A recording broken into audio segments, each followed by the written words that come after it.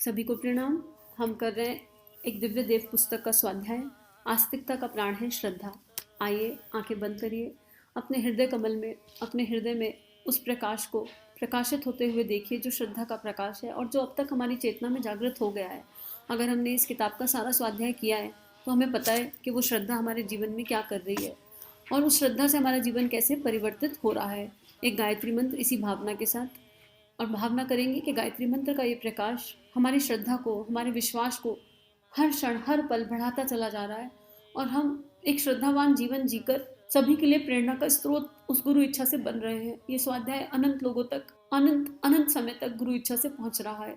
ओम भूर्भुवः स्वः तत्सवितुर्वरेण्यं भर्गो देवस्य धीमहि धियो यो नः प्रचोदयात्।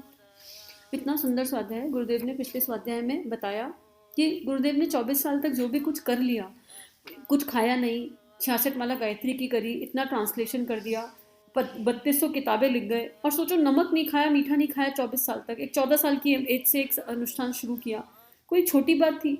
हमसे 24 दिन नहीं रहा जाएगा बिना नमक मीठे के, शरीर में 100 प्रॉब्लम्स खड़ी हो जाएंगी। तो गुरुदेव कह रहे हैं ये सब कैसे हुआ? ये सब श्रद्धा से हुआ। उनके गुरु कहते रहे और वो करते गए क्योंकि उन्हें पता था कि जो कह रहा है ना वो शक्ति भी देगा, जो कह रहा है वो करवा के भी ले जाएगा। और गुरुदेव समर्पण से चलते चले गए। और यहाँ पर एक बात आई थी, थोड़ा सा डिफरेंस ऑफ ओपिनियन की, कि गुरुदेव तो कबीर रहे, गुरुदेव रामकृष्ण रहे, गुरुदेव की चेतना का कि हम बिल्कुल बूंद बराबर भी नहीं है उनकी चेतना के, और हमारा वो श्रद्धा और समर्पण भी नहीं है, फिर भी उस गुरु का प्यार हम पर कैसे बरस रहा है, नॉन स्टॉप बरस रहा है। और आगे अब गुरुदेव इसी में लिखते हैं, क्या लिखते हैं कि हमारी श्रद्धा से हुआ। और उस श्रद्धा से क्या हुआ? जब गायत्री मंदिर बना तो देश के कोने कोने से लोग आए और उन्होंने सहयोग दिया।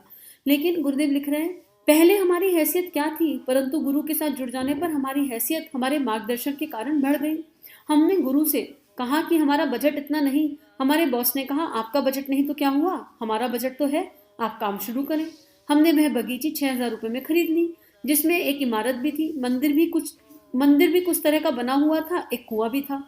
उन्होंने कहा कि एक आयोजन भी करना है जिसमें 4 लाख व्यक्तियों के ठहरने एवं भोजन की व्यवस्था बनानी होगी। हमने कहा आप तो कहते ही चले जाते हैं, पर बजट का क्या होगा? उन्होंने कहा कि आपका बजट से कोई लेना देना नहीं, यह हमारा बजट है जिसमें 5 दिनों तक 4 लाख आदमियों को भोजन कराना होगा। इतने लोगों में से 1 रुपये के हिसाब से 20 लाख रुपए खर्च होंगे।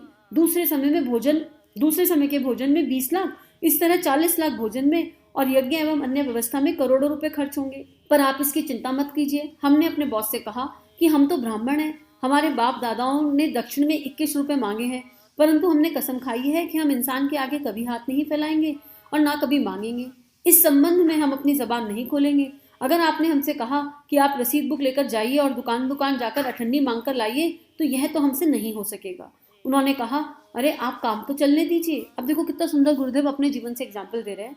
ये श्रद्धा की शक्ति थी ना कि गुरुदेव का दादा गुरुदेव से कन्वर्सेशन हो रहा है और बिल्कुल बराबर कन्वर्सेशन हो रहा है, और दादा गुरुदेव कह रहे हैं ये काम करना है और गुरुदेव कह रहे हैं मेरे पास तो 1 रुपया भी नहीं है, मैं ये काम कैसे करूंगा? आप कैसे कह सकते हो कि इतना बड़ा काम होगा, मेरी हैसियत नहीं है। पर दादा गुरुदेव क्या कह रहे हैं कि तुमने अपने आप को मुझे समर्पित कर दिया। अब अगर एक राजा से दोस्ती होगी तो फिर राजा जैसा ही रुतबा होगा ना। एक ब्राह्मण था, एक स्टोरी सुनाती हूँ। एक गाँव में एक ब्राह्मण था, उसकी बेटी की शादी थी। उसको पढ़ाई लिखाई कुछ आती नहीं थी, अनपढ़ था। तो उसने गांव में जाकर जो साहूकार था उससे कुछ पैसे उधार लिए और बोला मैं आपको ये पैसे थोड़े दिनों में चुका दूंगा, मेरी बेटी की शादी है इससे। तो साहूकार ने पैसे दिया और लिखा पढ़ी गलत करा ली। अब 1-2 साल बाद ब्राह्मण उसको पैसे देता चला गया और जब ब्राह्मण को ये लगा कि उसके पैसे चुक गए होंगे तो वो साहूकार के पास गया। तो साहूकार कहता है नहीं अभी तो तुम्हारे पैसे नहीं चुके, अभी तो 5 साल और लगेंगे पैसे चुकने में। वो छल कपट करने लगा। ब्राह्मण समझ गया कि वो पढ़ा लिखा नहीं था, पर ये समझ में आ गया कि उसके साथ छल हो रहा है। ब्राह्मण राजा के पास गया और राजा से याचना करी कि मेरे पास कोई पेपर नहीं है, कोई लिखा पढ़ी नहीं है, अब मैं कैसे सिद्ध करूं कि वो साहूकार गलत है, लेकिन सच्चाई तो यही है कि वो मुझे छल रहा है। राजा ने कहा कुछ भी नहीं करना है तुझे, कल मैं उस गली से होकर निकलूंगा, तू गली के बाहर खड़ा रहना और बस उसके बाद सब कुछ अपने आप हो जाएगा। ब्राह्मण समझ नहीं पाया कि राजा क्या कहना चाहता है, लेकिन वो गली के बाहर जैसा राजा ने कहा खड़ा हो गया। अब जब राजा जी उधर से निकले तो राजा ने ब्राह्मण को आवाज लगाई। साहूकार की दुकान के पास थी वो गली, बिल्कुल साहूकार सुन रहा था। अरे ब्राह्मण देवता आप कैसे हैं, आप ठीक हैं, आपने तो मेरा जीवन धन्य कर दिया, आइए मेरे साथ हाथी पर बैठ जाइए, मैं आपको घुमा कर लाता हूँ। अब ब्राह्मण को राजा ने अपने हाथी पर बिठा लिया और गली के बाहर ले जाकर छोड़ दिया कि उतर जाओ तुम्हारा काम हो गया। ब्राह्मण समझ नहीं पाया कि ये क्या हो गया और राजा जी ने मुझे क्यों अपने हाथी पर बिठाया। और जैसे ही ब्राह्मण उतर के वापस गली में गया, पूरी गली ब्राह्मण के पैरों में गिर गई। अरे आपकी तो राजा जी से सांठगांठ है, अभी तो आपकी राजा जी से पहचान है। और वो ब्राह्मण जिसने उसका पैसा मारा था, उस साहूकार जिसने उसका पैसा मारा था, उसने उसको डबल पैसा दे दिया कि भैया राजा से सांठगांठ है, कहीं कोई गलती हो गई तो क्या होगा, कहीं कोई गड़बड़ हो गई तो क्या होगा। तो ऐसे ही हमारी गुरु शक्ति है, वो भगवान है, वो ईश्वर है, वो परमेश्वर है। अब अगर उससे सांठगांठ हो जाए, उससे बात बन जाए, तो फिर दिक्कत कहाँ है, फिर कोई दिक्कत नहीं। तो यही बात दादा गुरुदेव ने कही कि भाई तेरा बजट होगा 6,000, 5,000, 10,000, 15,000, 20,000, मेरा बजट तो अनेकों अनेकों लोगों के जीवन को जागृत करना है, तो उसमें बजट की कोई बात ही नहीं है, ये हमारा बजट है। अब यहाँ पर अगर श्रद्धा नहीं होती और तार्किक बुद्धि होती, तो तार्किक बुद्धि तर्क करती और इस काम को करने के लिए कभी हाँ ना भरती, कभी नहीं हाँ भरती। लेकिन गुरुदेव ने हाँ भरी, और उस हाँ भरते टाइम उनको पास फेल का भय नहीं था।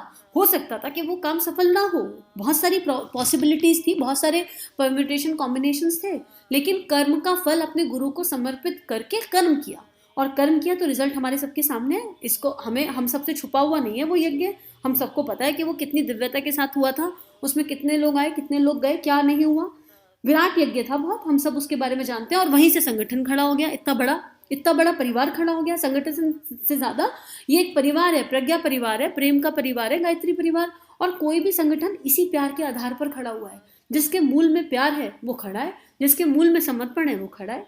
तो यही बात गुरुदेव कह रहे हैं कि जब गुरुदेव को लाखों आदमियों तक पहुंचना होता है तो वो लाखों आदमियों को पहुंच जाएंगे। और गुरुदेव के ही जब गुरुदेव का स्वाध्याय कर रहे हैं तो मुझे इस बात पर भी पूरा यकीन है कि ये जो हम स्वाध्याय कर रहे हैं ये अनंत लोगों तक जाएगा, अनंत जन्मों तक ये लोगों के जीवनों को प्रकाशित करेगा, और पता नहीं कितना करेगा। और स्पेशली हमारे यूथ के लिए मेरे मन में बहुत स्ट्रांग ऐसी फीलिंग आती है कि हमारा यूथ इस स्वाध्याय से अपने जीवन को कंप्लीटली ट्रांसफॉर्म करेगा। कब करेगा मुझे नहीं पता, हो सकता है ये शरीर छूट जाए जब करे, बहुत सारी पॉसिबिलिटी है। लेकिन क्या अंतर पड़ता है ना, शरीर छूट भी गया और ये स्वाध्याय लोगों तक पहुंच गया कि मेरे गुरु का प्रकाश है जो कृपा से प्राप्त हो रहा है, तो इसे अपने तक क्यों ही रखना है। तो ये बहुत स्ट्रांग अंदर मन में फीलिंग है। अब आप लोग हंस सकते हो इस बात पे, इट इज़ ओके, हल्का फुल्का स्वाध्याय होना चाहिए, हम हंसते हंसाते चलें। लेकिन यहाँ पर कंट्रीब्यूशन और जिम्मेदारी आपकी भी है। एक एक जने को कम से कम 500 लोगों को जीवन काल में इस चैनल पर लाना है और ये स्वाध्याय करवाना है। आगे गुरुदेव लिख रहे हैं कि अब उनका बजट था तो हम क्या ही बोलें, लेकिन अपनी कंडीशन रखी, विवेक जागृत था। क्या विवेक? कि मैं मांगूंगा नहीं, मैं हाथ नहीं फैलाऊंगा किसी के आगे, ये मेरे नियमों के विपरीत है। और ये नियम अहंकार वाला नियम नहीं था। आत्मसम्मान में और अहंकार में थिन लाइन डिफरेंस होता है ना। अपने आप को खाली करने के बाद क्यों मांगने की आवश्यकता, और जिस गुरु की हम संतान है उसके बाद मांगना पड़ता ही नहीं है। तो गुरुदेव ने ये कहा, लेकिन गुरुदेव ने मांगा है उसके बाद भी, रुपया पैसा नहीं मांगा। हमसे मांगते हैं ना झोली फैलाकर, अपनी बुराइयां दे दो।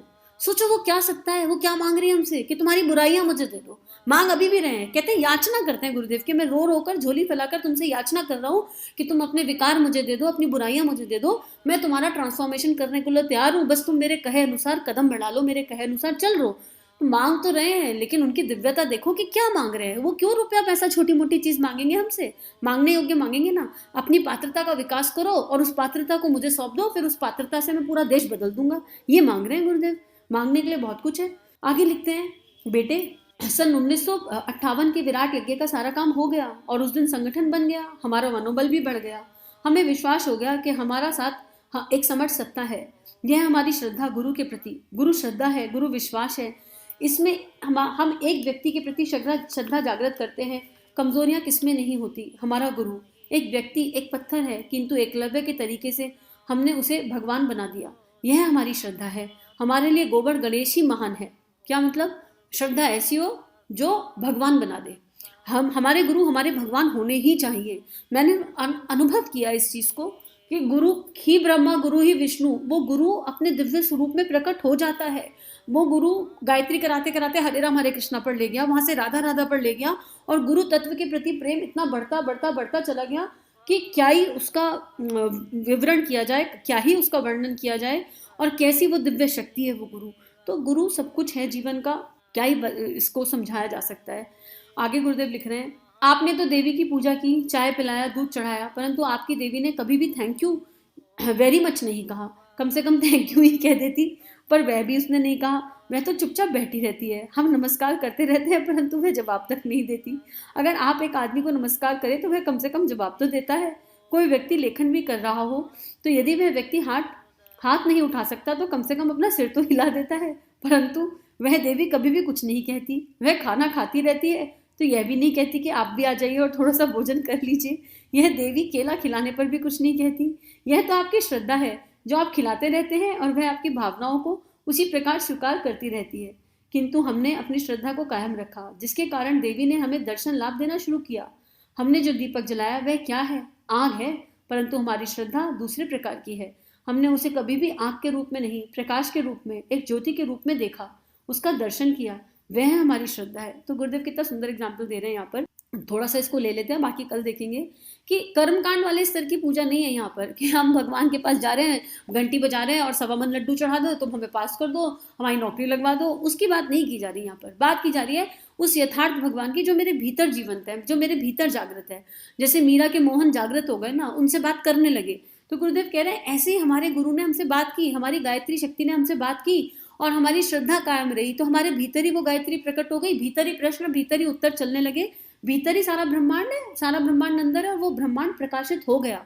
गायत्री के दर्शन हमें होने लगे और उस गायत्री के दर्शन का प्रतीक स्वरूप हमने एक दिया जगाया, अखंड दीप। 2026 में उसको 100 वर्ष हो जाएंगे। शांति कुंज में अखंड दीप प्रकाशित है, प्रज्वलित है, 100 वर्ष की यात्रा पूर्ण करने वाला है और उसके आगे निरंतर जप होता है, निरंतर। ये तो गुरुदेव का जगाया हुआ अखंड दीप है। मैं गुरु कृपा से इस घर में एक दीप जल रहा है, उसका नाम प्रेम दीप है। अखंड तो मैं नहीं कहूंगी, प्रेम दीप है। 100 से 100-150 घरों में ट्रैवल कर चुका और अब ऑनलाइन साधना हो रही है। लोग अपने घर में उस दिए का वीडियो देखते हैं और उससे एक दिया अपने घर में जगाते हैं 24 घंटे के लिए और 3 घंटे की सतत साधना करते हैं और दिव्य देव अनुभव होते हैं उन्हें। क्यों होते हैं? क्योंकि वो जो दीप है वो गुरुदेव और माँ के प्रेम का प्रतीक है, बस मात्र इतना। तो वो अगर इस स्थूल से कभी इधर उधर हुआ तो क्या गुरुदेव का प्रेम उधर उधर हो सकता है? उसने कुछ सिखाया ही है हमेशा, हर क्षण। तो ये तो गुरुदेव अखंड दीप की बात कर रहे हैं कि हम उसे अग्नि के रूप में नहीं देख रहे कि एक दिया जग रहा है। हमारे लिए वो श्रद्धा का प्रतीक है। उसको देखते ही हमारी श्रद्धा जागृत हो जाती है क्योंकि गुरुदेव की गुरु उस दिए में उनके लिए निवास कर रहे हैं।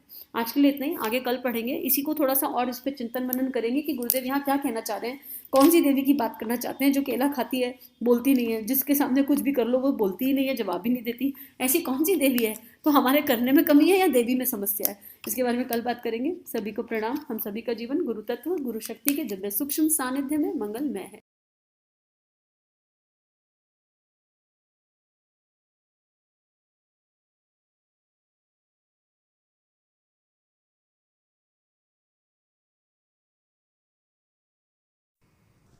हमारे YouTube चैनल को सब्सक्राइब कीजिए और बेल आइकन पर क्लिक कीजिए ताकि आने वाली सभी वीडियो की नोटिफिकेशन आपको मिलती रहे। आप सभी को बहुत बहुत थैंक यू।